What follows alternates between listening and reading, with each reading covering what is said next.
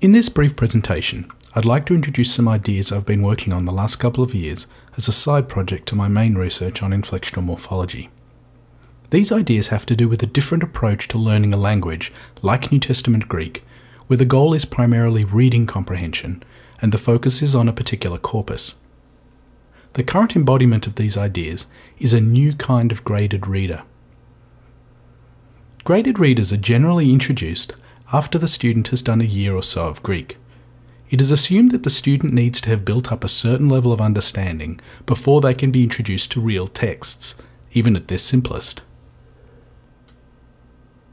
My goal here is to take a different approach and right from the beginning to show the students real texts as the primary way of learning vocabulary and grammar. This means adopting a novel approach to both the order in which vocabulary and grammar are introduced and to the supporting context in which the text is displayed, given how little the student knows in the early stages. Let's start with the order in which the student is introduced to vocabulary and grammar. The traditional approach is to learn inflectional forms one paradigm at a time, along with an accompanying vocabulary of words drawn from the inflectional class exemplified in the paradigm just learnt. The vocabulary is presented with no context, merely a list of words in their citation form with some English gloss.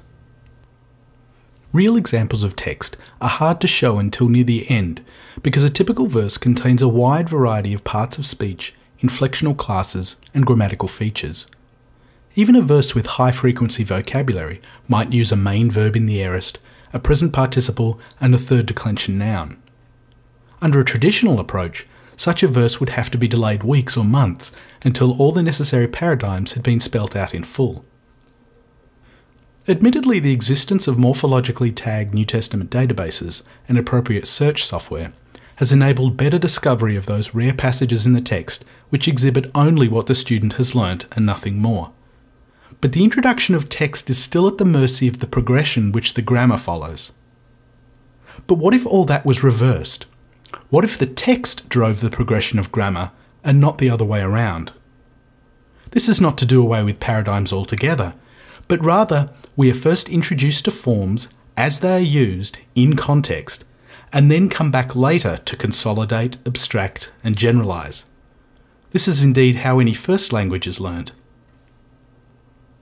The ordering of vocabulary and grammar is based on some ideas I've been working on for a number of years concerning how best to select the order in which vocabulary is learnt in order to maximise one's ability to read a particular corpus of sentences. The key insight here is that sometimes it's better to delay more common words and bring forward less common words in order to more rapidly be able to read units of text. Imagine graphing reader comprehension where the x-axis represents how much has been learnt and the y-axis represents how much can be understood. We always start at 0 and end with full understanding. But we want to take a path that looks more like this rather than one that looks like this. And we can achieve that by using an algorithm to help find orderings which improve the area under the curve. But the graded reader I'm working on takes an additional step of using a unit of text smaller than an entire verse. Instead, we measure comprehension by the number of clauses that can be read given a particular vocabulary of forms. In order to do this, we obviously need a clause analysis, and I've been using the analysis of the opentext.org project. So then, the goal becomes ordering vocabulary to increase how quickly individual clauses can be read. The results in this case are quite remarkable. If we just teach the students two words, Jesus and apokrythē, they can already read 23 clauses in John's Gospel. Note that we don't teach them apokrynomai and then wait until they learn the entire aorist paradigm. We start right away with apokrythē and then over time build out the paradigm. While an ordering can be generated by computer software, it is possible to manually tweak it. It is even possible with the software I've written for this research to say, given the student knows this particular set of vocabulary and grammar, show me all the clauses he or she can now read. This may be useful if the graded reader is used in conjunction with other approaches. It should be stressed though that the real benefit comes in having an ordering that is driven by the text and is optimized for accelerated comprehension. The other major innovation in this new kind of graded reader is the way these clauses are introduced in context. Here we see the very first lesson, where apokrythe and Jesus are introduced. Rather than just read the clause, apokrythe Jesus, we show the student the Greek clause in the context of the larger English verse. Note that this is not something that is created manually. If we have a Greek text whose clause boundaries have been marked, we can then annotate an English translation with the corresponding clause boundaries and generate sections of text with individual clauses shown either in Greek or English as appropriate. Specifically, I've taken the clause boundaries in John's Gospel as identified by the opentext.org project and have annotated the net translation with those boundaries, on rare occasions altering wording to match the Greek clause order. The software is then capable of rendering any passage of text with only those clauses readable by the student shown in Greek. It is important that the student is seeing the words in action as they are first learning them. So they are learning vocabulary, syntax and idiom at the same time.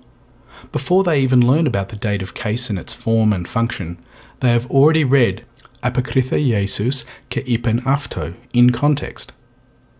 They can then be shown kelegi afto and start to get a feel for differences in verbal aspect, and then kelegi aftus and learn how the form changes given that more than one person is being addressed.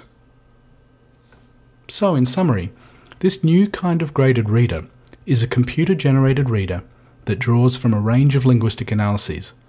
It orders vocabulary to emphasize quick comprehension at the clause level and introduces new forms, always in context, with English supporting the surrounding clauses that are not yet readable. There is still a lot of room for improvement.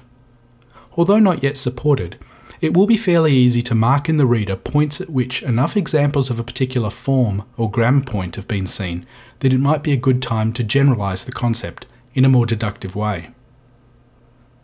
The focus on forms in the current software leads to a lot of redundancy.